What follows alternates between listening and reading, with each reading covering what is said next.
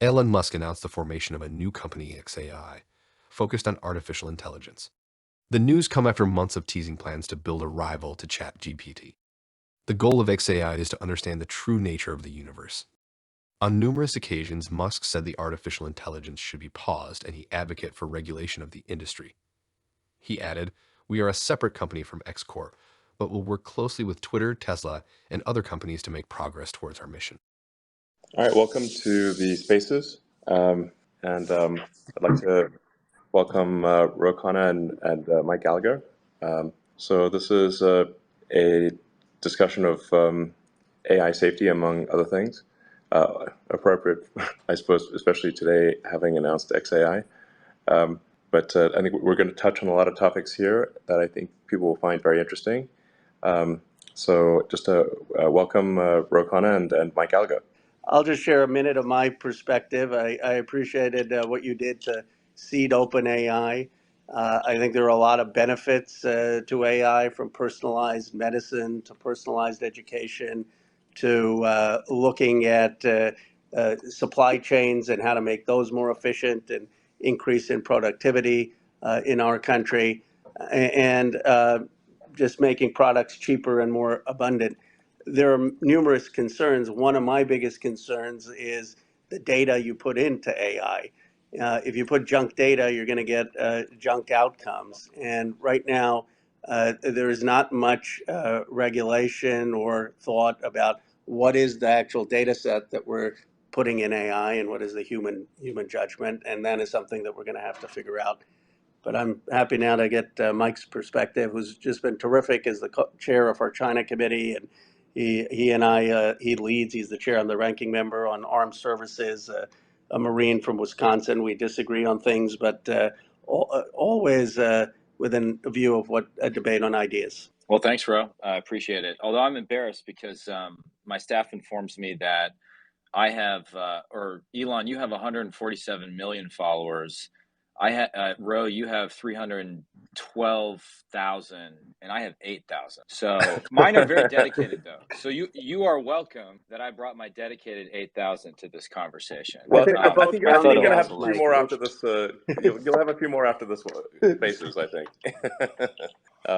Quality, not quantity. That's what I'm after. But thank you, Elon. I think from my perspective, just to briefly add to what Ro said, we now, though we've, I think on the Armed Services Committee, primarily thought about the applications of AI on the battlefield. Now, because of this sort of quantum leap in the technology over the last few months, this big debate is broken out between sort of the AI optimists and the AI pessimists. I would argue that you're sort of the most prominent member of the latter camp. I remember reading an interview with a famous technologist who said, with artificial intelligence, we're summoning the demon. And all those stories where there's a guy with the pentagram and the holy water, it's like, hey, he's sure he can control the demon. It didn't work out. And that was, of course, you. So I guess what I'm most interested in is getting your sense of your concerns as someone who's skeptical of pause is practical.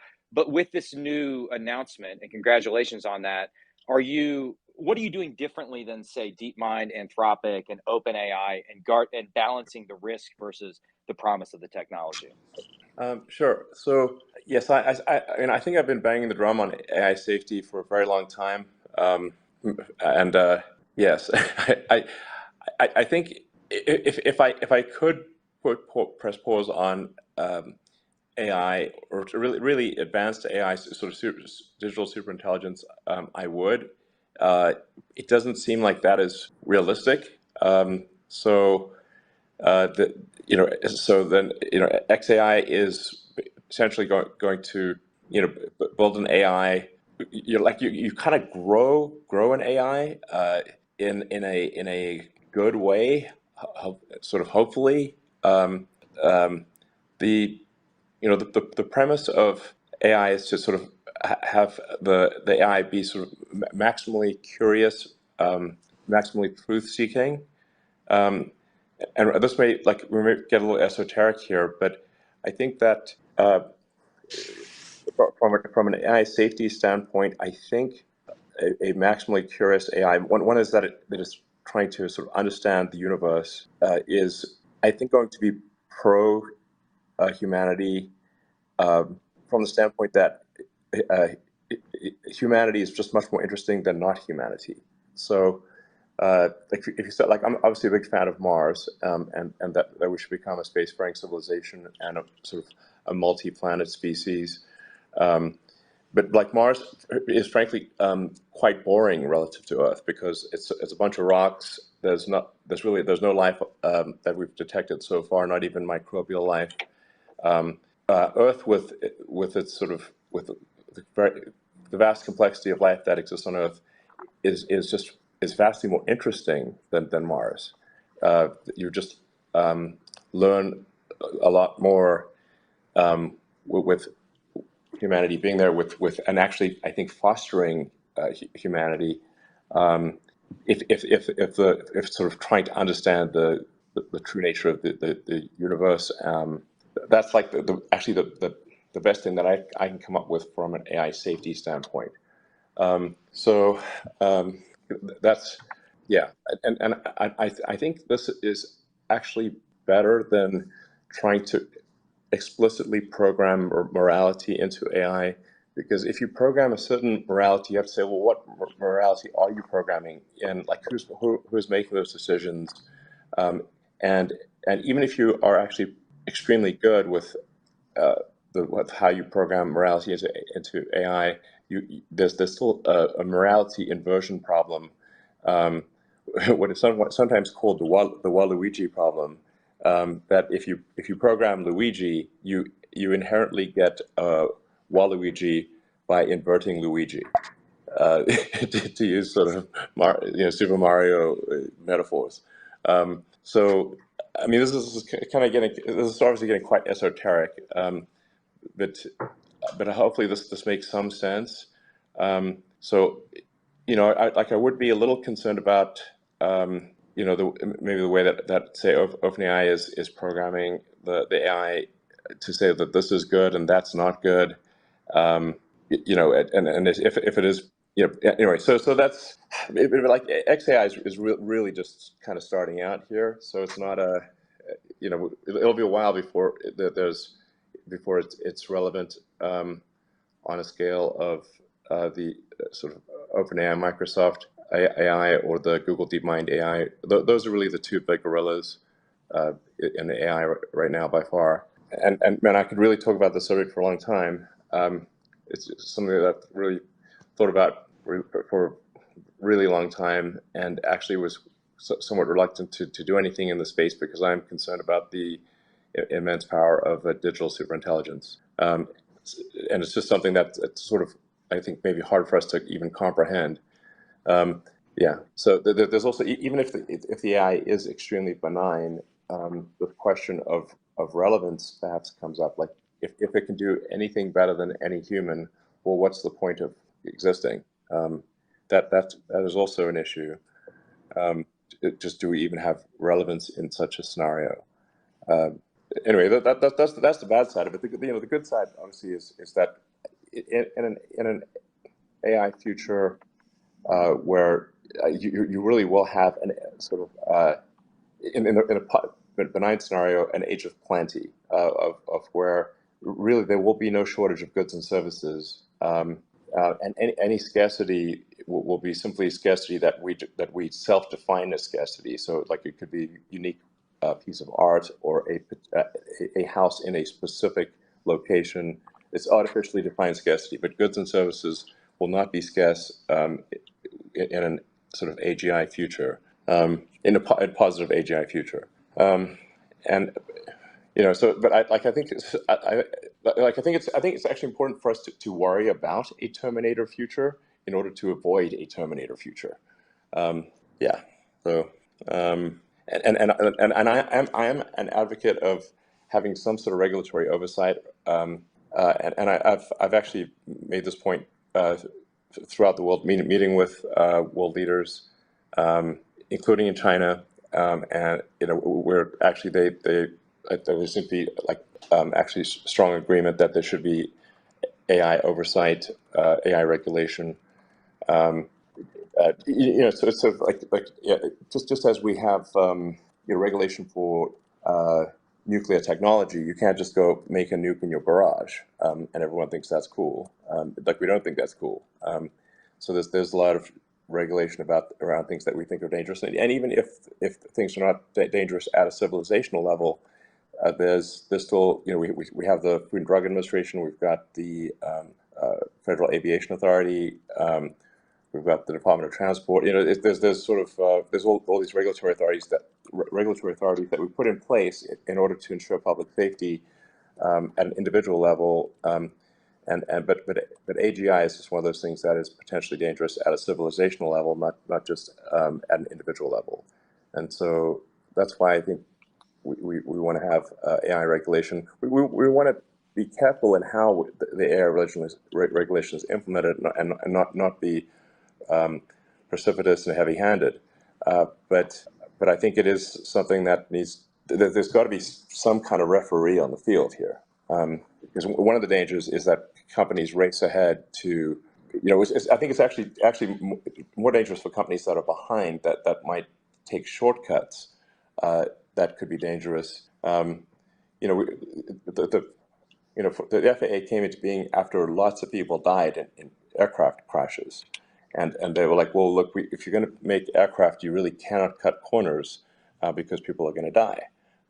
So that's kind of how I see AI regulation. I know it's like a lot of people are sort of against it, but I think it's the kind of thing that we should do. We should do it carefully. We should do it thoughtfully. But I think it's something we should do. Yeah. I appreciate that, Elon.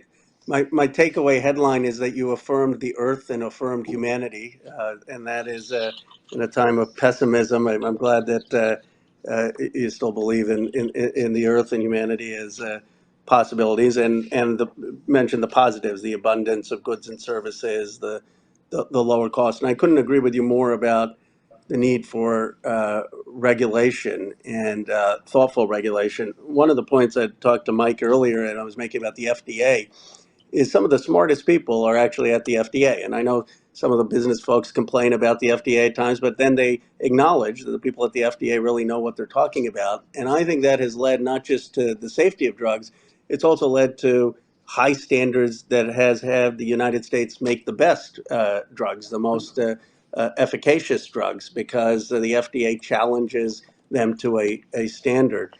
My own view, I don't know Mike's view, I see Congressman Gates, some others are on the call, is that Congress lacks the knowledge to really delve into this. And I don't think we ought to be just deferring to industry. And so creating a new regulatory body like the FDA, FAA, that has experts from technology, but also from ethics, from civil society, people who've really studied this, scientists, in my view, would be a concrete step. And whether it's that or we get a commission composed of people who really understand this, it seems that Congress is going to need help to get this right.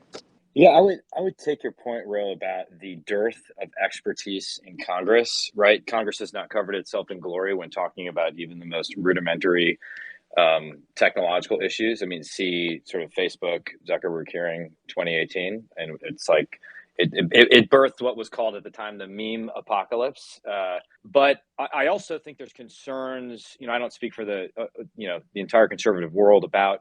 I think maybe the pandemic illustrates the dangers of ceding too much authority to unaccountable experts. And I also take your point about the FDA, but do we need a more dynamic regulatory process with the technology like this, where the pace of change is so quick? Put differently, it's not like, even if we passed a sensible AI law this year that struck that balance you talked about, Elon, between oversight guardrails, but also the need to innovate, it might be outdated very quickly. So figuring out that dynamic regulatory model without stifling innovation, I think, is the core dilemma. Because for me, and this reflects my bias, I think the one thing we know for certain is that if we fall behind, because the Chinese Communist Party is not going to pause, they are going to use the technology for evil, to perfect a techno-totalitarian surveillance state. We, at least in the free world, have the chance of using it for good and striking that balance. But I admit, it's very difficult. I mean, I guess, Elon, do you see an obvious path forward in terms of regulation that doesn't completely strangle innovation, but also doesn't unleash the Terminator hypothesis? Because that's my constituents understand Terminator, whereas I think the positive externalities of AI still seem distant and in some ways ephemeral, if that makes sense. Yeah, no, I agree that there isn't. It's difficult to think of any sort of. I can't think of a good sort of movie example, TV example of AI that's the benign scenario. There are some books like I think the Ian Banks culture books are probably that's the best imagining of a positive AI future that I've read. So, and I think arguably you could say like the Isaac Asimov Foundation series, also the books. The TV series diverges quite far from the books, but the books themselves actually have somewhat of a benign AI scenario. But the most sophisticated and perhaps most accurate view of AI future is the of the N Banks culture books, which I'd highly recommend. But it would be helpful for so Hollywood to articulate that vision in a way that the public can understand. So, but I think that the right sequence here is to go with insight followed by oversight. So it's at first it's really just I think the government trying to understand what's going on, and I think there's some merit to an industry group, like the Motion Pictures Association, that I think actually should be formed. So I mean, I think we'll try to take some steps in that direction, because I think there's some amount of self-regulation that could be good here. I did when I was on my recent trip to China. I did spend a fair bit of time with the senior leadership there, talking about AI safety and some of the potential dangers, and pointing out that if a digital superintelligence is created, well, that could very well be in charge of China instead of the Chinese Communist Party, and that I think that did resonate, because I think they would no government wants to find itself unseated by a digital superintelligence. I think they actually are taking action on the regulatory front, and are concerned about this as a risk. And I've seen some comments internally within China where the companies are a bit unhappy about the government wanting to have regulatory oversight on AI. So I think this is something that does actually resonate even in China, because in fact, when I was in China, I said one of the biggest obstacles to AI regulation outside of China is a concern that China will not regulate AI and will then get ahead. And then they understood, they took that point to heart, and it's a logical point, I think. And like I said, the concern I highlighted, like if you make some superintelligence, well, the superintelligence could be what actually runs China, and that also resonated. So I think, yeah, it's if we I think trying to shed as much light on the subject. Sunlight's the best disinfectant, and being as open about things as possible, going from insight for a few years to then oversight with consultation with industry is, I think, the sensible approach. And I think the public is starting to understand the potential of AI. With like ChatGPT was something that obviously the public could interact with, and it's like, I mean, I've understood the power of AI for a while, and those sort of deep in industry have, but until you have some easy to use interface, it's difficult for the public to understand. It's also the case with Stable Diffusion and Midjourney. You can see the incredible art that AI can create. It's really amazing. So I mean, I'm actually somewhat of an optimist in general. So but I like I said, I think that the best way to ensure a good future is to worry about a bad one, and that's so I think that's the sort of the sensible thing to do, and to have discussions like this, and continue to have discussions like this. Yeah. So. Maybe a couple of follow-ups, Elon, and then I'm sure Mike will have that. My understanding is that there's the machine learning part right now where people basically are making predictions of how to complete a sentence or looking at patterns, doing analysis. And then there's the fear of the general intelligence emerging, where the concerns that you're voicing about can these robots be smarter than governments? How far away do you think we are from the general intelligence versus the uh, sophisticated machine learning? And the second point, because I know, I mean, you showed up to China before Blinken did. I mean, how open do you think China would be to work on some kind of international framework on regulation of AI? And is that, in your view, feasible? Um, my understanding from the conversations that I had in China was that China is definitely interested in working in a cooperative international framework regarding AI regulation. There's obviously a fair bit of distrust within America and distrust within distrust of China within America and distrust of America within China. But at least based on the conversations that I had, I think they would be amenable to being part of an international regulatory framework. And yeah, so that was my impression. But the proof's in the pudding, so we can see. It is very interesting to visit China in general and see the perceptions, because the as much as, say, people in the U.S. might distrust China, likewise people trying just in the government, they distrust America. And what tends to mitigate that distrust are really conversations, especially in-person conversations. It's very easy to demonize uh, an organization or a person if you don't meet with them. And then they're like, when you meet with them, they're like, well, they're not as bad of a demon. They're not that bad, actually. So you sort of get to sort of understand where they're coming from. And at the end of the day, we're all part of, I think, Team Humanity, hopefully. I think we should all aspire to be part of Team Humanity. We got one planet only so far, and we don't want to lose it. And there's that famous quote.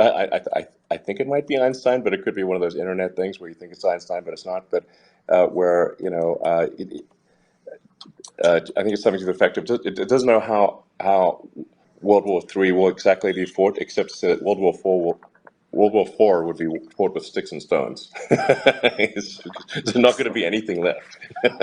So we really want to aspire to avoid global thermonuclear warfare. Really, we really want to avoid that big time.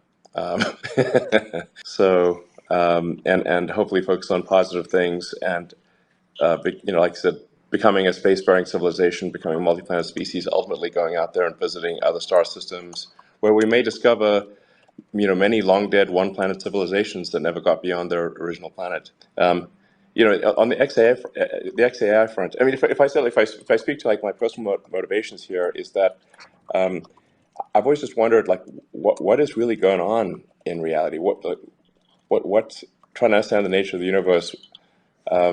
And are there aliens? Where are they? Like the Fermi paradox, I find to be intriguing and troubling. If the standard model of physics is correct, the universe has been around for many billions of years. So why haven't we seen aliens? And I know that many members of the public are convinced that there are sort of the government is hiding evidence of aliens. And I have not seen any evidence of aliens. I get asked this a lot, but I think that's actually maybe a concern. I might feel actually a bit better if I saw evidence of aliens, because I have not seen one shred of evidence of aliens, and which is a problem. Like, which it means that that life and consciousness might be incredibly rare, and like maybe we're it, at least in this galaxy. And it just like the light of consciousness, it seems to me like it could be this tiny candle in a vast darkness, and we should just do our absolute best to make sure that candle does not go out. I'd like to plant a flag in the aliens conversation and come back to it. I take your point about the risk of war, as Eisenhower said, the only way to win World War III is to prevent it. I guess, at the risk of being the buzzkill on the conversation, I just remain very skeptical that the CCP could be a constructive actor in any international framework. Or I guess it would pose the question, in what other international framework have they been a constructive actor, right? For a decade, our experts made the case for sharing cutting edge gain of function research with China, and that turned out to be a total pandemic level disaster. The proponents of such engagement also traditionally make the case that, our interests are aligned when it comes to stability on the Korean Peninsula, non-proliferation, climate change. But if you just examine across those domains, they suck on all three. They're bad actors.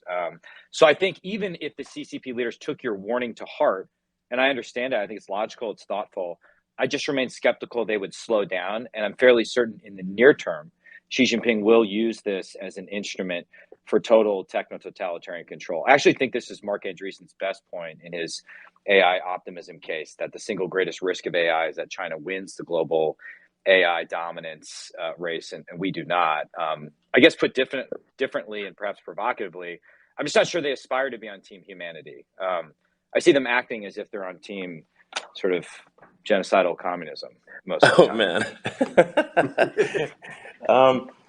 Well, I look. It's always it's always challenging because Well, at least we're proving that Twitter doesn't censor the conversations. Yes. Oh, actually, well, speaking of which, Ro, I'd just like to say thank you and an appreciation for your support of freedom of speech in the whole Twitter files situation. When we're combing through the Twitter files, you were one of the few voices that actually spoke up against censorship and in favor of the First Amendment, which is incredibly important. So just thank you for that. Thank you. Well, I think it's a basic value. And in my view, I mean, it's conversations like these where you have a different perspective, I have a different perspective, Mike has a different perspective, thousands of people engage. That's the closest shot we have of getting to truth. And I guess that used to be the old-fashioned liberal position, John Stuart Mill, I free know. speech. Exactly. So, Yes. It's. By the way, I thought we were launching Roe's presidential campaign on these Twitter Spaces. I was misinformed. well, but Well, things didn't crash. Things are still running. So, Well, you're welcome Anyway. to certainly would welcome you any such action on this platform. But I think I think I think we can all agree that having dialogue is productive and it's good to have things like this and but yeah, on the China front, I'm like I'm kind of pro China and I know this makes it sound like, well, do you have all these vested interests in China? I'm like, I have some vested interest in China, but honestly, I think China's underrated, and I think I think the people of China are really awesome. So and there's a lot of positive energy there, and I think they kind of want the same things that people in America do, and so that's not to say that there aren't some very significant disagreements. And there's obviously going to be, a significant challenge on the Taiwan question, like a very significant challenge. But I think on the sustainable energy front,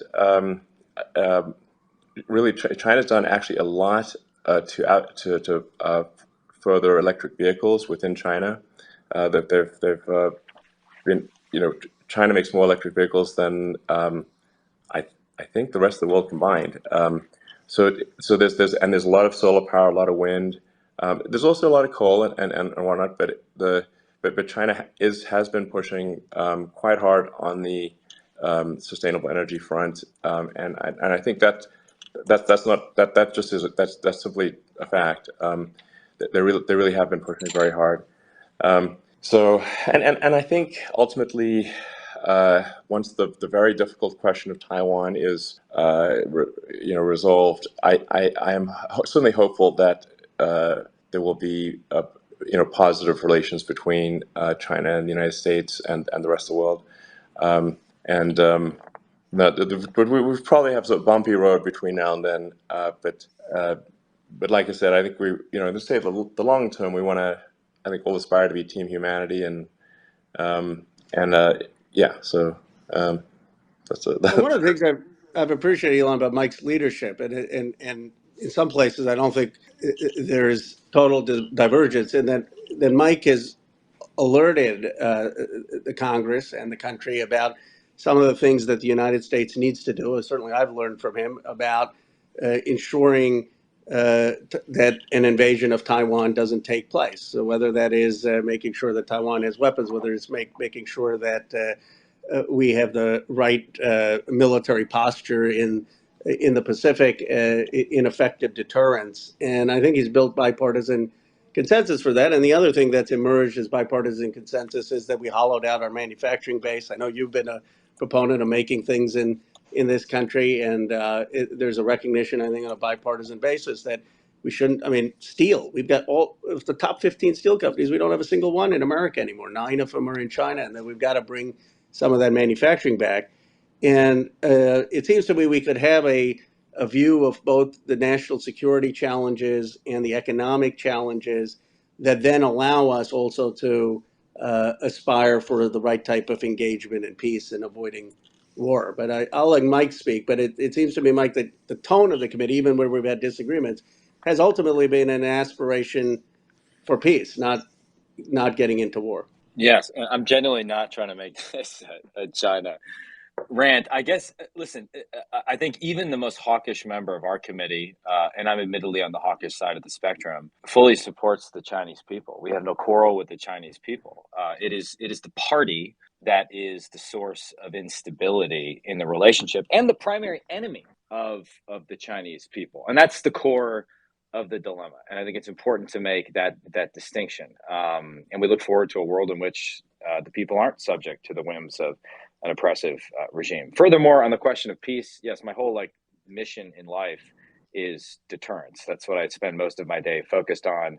A war between the U.S. and China would be absolutely horrific. It would had the potential to make previous world wars look like child's play in comparison.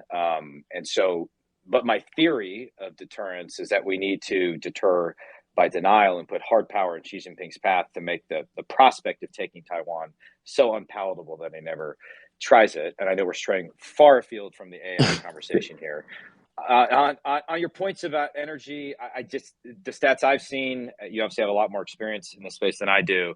I mean, last year they built 6x the amount of coal plant capacity of the rest of the world combined. But if you take an easier case, which I don't think there can be a dispute about, I mean, when it comes to something like free speech, and I view you as a champion of free speech. I mean, you've called yourself a free speech absolutist. There's no question that the CCP is not into free speech. And therefore, my concern that if they dominate this technology, they could use this to suppress speech, suppress freedom of religion, et cetera, et cetera. And it wouldn't sort of further the advancement of humanity. Again, my view, I'm not trying to be the bad guy on this whole thing, but reasonable people can disagree. That's why I love Rokan. Yeah.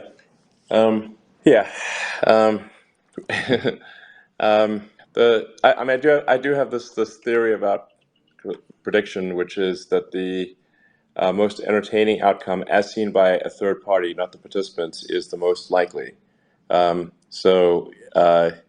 really it's not necessarily the best thing for those involved in it. Like, you could be watching a World War I movie while people are getting blown to pieces while sipping a soda and eating popcorn. Not so great for those in the movie, but it is entertaining, which does suggest there's things it's probably gonna get hot in the Pacific. So hopefully not too hot, but things are gonna get hot. Hopefully we can get we can get past that and get to a positive situation for the world, in the spirit of aspirationally we're all on Team Humanity, but it's gonna get spicy, and then I mean, basically, if I were to say, like, the most concerning thing is probably the Taiwan question over the next 3 years, and then in the probably 3 years after that is I would be surprised if there is not digital superintelligence in roughly the 5 or 6 year time frame. That's if this was a Netflix series or something, I'd say the season finale would be a showdown between the West and China, and the series finale will be AGI. Well, that's fast. I didn't think 5 years. I mean, I didn't realize that you had a view that it's that quickly. Bringing it back a little bit to AI. Um, I guess two questions. One for people, even your harshest critics, Elon, recognize that you've been one of the most successful entrepreneurs, technologists in the world. And if you're a young Elon Musk or an aspiring young person and you're seeing the world of AI, or you're someone who's blue collar family and you've got a kid and you're seeing AI and concerned about automation and what you should do, what would you say to them? I mean, what would you say to someone young, 15, 18, 20, in the world that we're entering? Either if they have a college degree or not having a college degree, that they should do to prepare themselves for the future economically? I can't think of anything like I suppose that there's if someone is able to contribute to building AI in a positive way, if someone has that technical ability, that is probably the right thing to work on. The for your average citizen, I think it's going to be the future is definitely going to be interesting.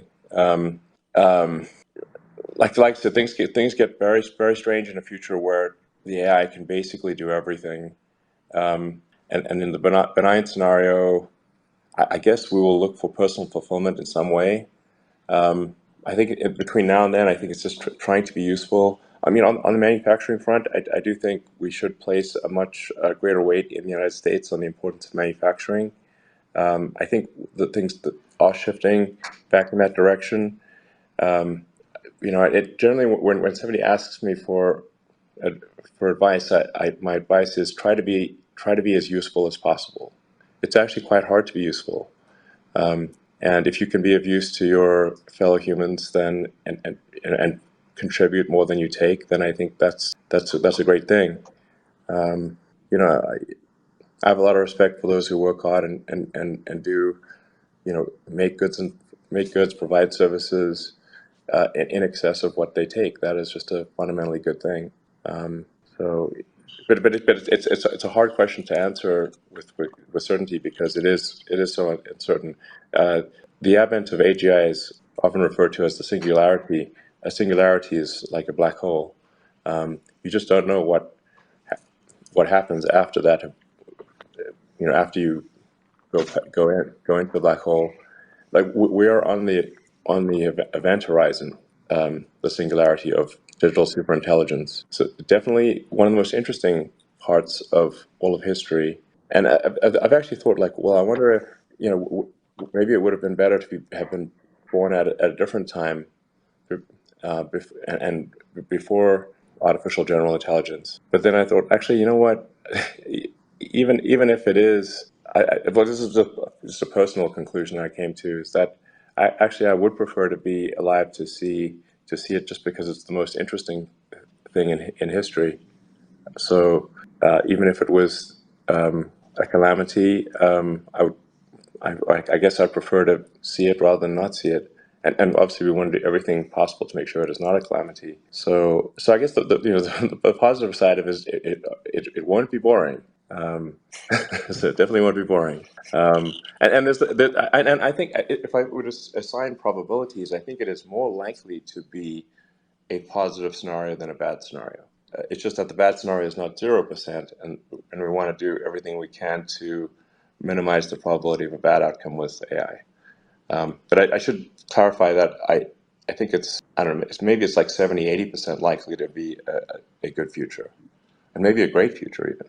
So yeah, I think of the future as like probabilities. It's not nothing's for sure. The future is a set of branching probability streams. Would there be, Elon, like a signpost that we're nearing such a singularity, right? I mean, I think one of the reasons there was so much excitement over ChatGPT is that, ever going back to Alan Turing's papers on AI, we've had this idea that once a system passes the Turing test or the imitation game, that it would be said to be intelligent. And my understandings were basically there. Do you believe that test is a good marker for achieving AI or AGI? Do you believe there's some other sort of thing we should be looking for? And I believe you had a debate over consciousness when it comes to AI recently, and would be eager to get your thoughts on that. Well, I think we're well past the Turing test at this point. like the I mean, ChatGPT is well past the Turing test. Uh, really, we're well on our way to digital superintelligence.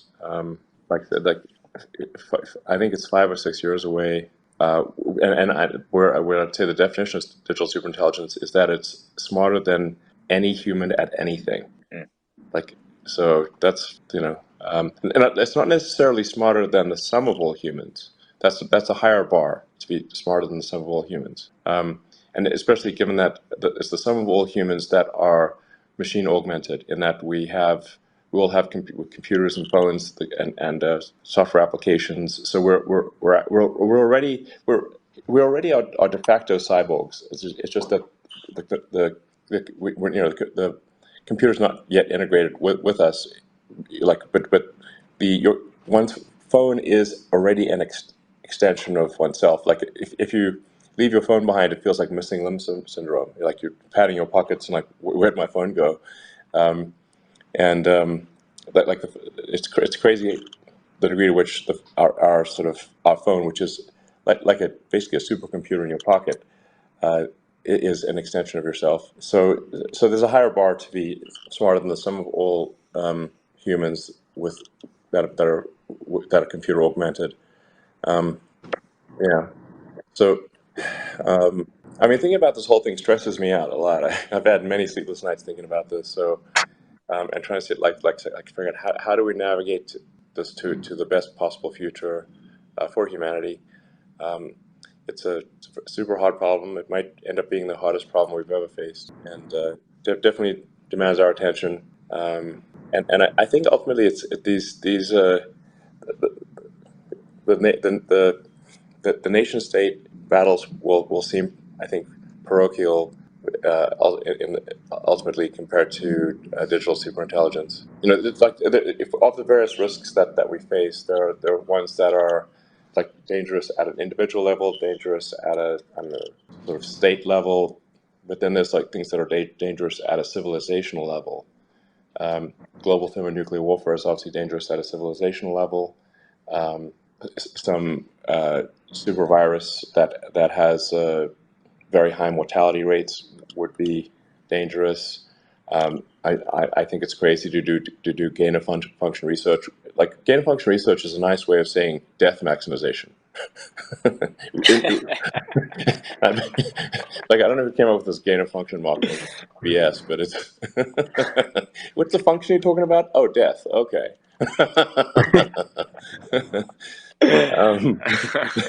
So I think they would be less likely to get funding. We need to be very cautious about it. We really should not be doing that stuff. It's crazy. So, but AI is also a civilizational risk, and but also like the thing about AI is it's I think unlike gain of function or global thermonuclear warfare, like AI is I think is really has the potential to make the future amazing if it's done right. So.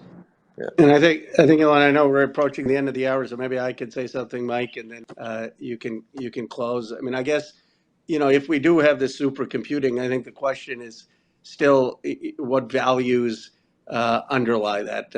How are we going to make sure that the ethical framework or the way that the AI is ultimately making decisions are those grounded in values I think most Americans share. And here I do think that our values of respecting individual freedom, dignity, rights, respecting freedom of speech are important, and we want to make sure ultimately are embedded in the technology that develops. And that to me seems to be the biggest challenge for the Congress in terms of American leadership. Is how do we, one, make sure we're part of the debate, because I don't think we should just cede the debate to technologists in constructing AI without the public deliberation and input in what those values should be, and how we do so in an informed way. And Yeah. I agree with you, insight first, but at some point, I think we have to make sure that it's our framework of basic values that are give it our best shot. That is what's going to be the framework for AI. Yeah, we definitely want to maximize the. I think that we, wa- we want to maximize the happiness, the collective happiness of humanity, and the freedom of action of humanity, and like you want to yeah, like you want to look forward to the future and say, yeah, that's the future I want to be part of, and I'm excited about that future. I think that's actually incredibly important in general. I'm actually like concerned that there's this somewhat of a, in many parts of the world, a pervasive pessimism about the future, and that's part of what's leading to a low growth rate in many parts of the world. Uh, and I really would advocate for optimism. In fact, I think generally it's better to be optimistic and wrong than pessimistic and right. For them, I would I would hope we leave this space's discussion on a positive note, that we should be optimistic about the future, and we should actually just fight to ensure that the future is a good future. That You're really going to give Gallagher the last word if you want to leave on optimism? Hey, I'll be nice. I'll be nice. I'll be nice. Well, first of all, optimistically, I choose to believe in the version of singularity in which I can download my consciousness into a robot body and explore Mars as well as many other planets. So I'm putting all my eggs in that basket. I think there's some, even as we sort of debate the higher order issues here, I think there's some obvious steps we can take in this Congress in the short term that I think would be bipartisan. I mean, what Ro and I do on armed services together is really just to push the Pentagon to do a better job of leveraging technology and buying commercial technology as opposed to, defense primes trying to invent everything themselves, and that doesn't really work, just given the pace of change. I think there's a lot more we can do there. I think we could put some sensible guardrails on American capital flowing to foreign companies that may be building systems designed to beat us or be used for nefarious purposes. I'd love to skip directly to an international regulatory body with a bunch of constructive actors, but if I'm right that seems unlikely in the short term, one constructive thing we can do is just start with ourselves and then build out kind of a free world framework that strikes the balance you talk about, Elon, starting with our Five Eyes Alliance, and then you just sort of build out concentric circles from there once you get the basic foundation of that. That should be achievable. Difficult, but should be achievable. And to end on an optimistic note, I think all of us look at what's happening with SpaceX, and it makes us incredibly optimistic. I mean, it's really inspiring, actually, and the way in which Starlink technology is being utilized, not only in Northeast Wisconsin, but in Eastern Europe right now. I think that's a remarkable story of American innovation. Well, thank you. I mean, I hope it is. It's certainly inspiring, and that's yeah. I mean, I really want the things that we see in the positive sci-fi movies, like like the sort of Star Trek's has actually arguably like quite a positive sci-fi version of the future. We want. I think we want that stuff to come true. We want Starfleet Academy. We want to go where no one's gone before, um, and explore the universe. And that's what I think fires me up, and I think fires a lot of people up. It would just be incredible to go out there. I mean, you look up at the night sky and see all those stars, and I wonder like what's going on up there. Are there alien civilizations? Is there life up there? And hopefully one day we find out. Seems like a good note to end on. All right. Yep. Appreciate it, Elon. Appreciate it, Mike. Appreciate the conversation. Hopefully we should do, my hope is that we could do more of these kind of things in Yeah. the future. I mean, Mike and I have been talking about, doing it with you, Elon, and just figuring out how to have a conversation in this country that is substantive. I mean, I wish we could do more things like that. I couldn't agree more. This is great. Yeah. Yeah. I really appreciate it. And once we find the aliens, let's get them on a Spaces Yeah. conversation too. I sure hope Elon. those Let's aliens get are that nice going. to us. All right. Nothing so concentrates the mind like an alien invasion. Yeah, So. exactly. I mean, Independence Day is pretty In fact, like the Independence Day speech is amazing. So, I forced my 3-year-old daughter to memorize that for 4th of July. So Did you it's really? all American children shit. I may have just played it for her, but thank you guys. What do you think about Elon Musk's new venture? Please let us know in the comments. Thanks for watching. Please subscribe for more Elon Musk news.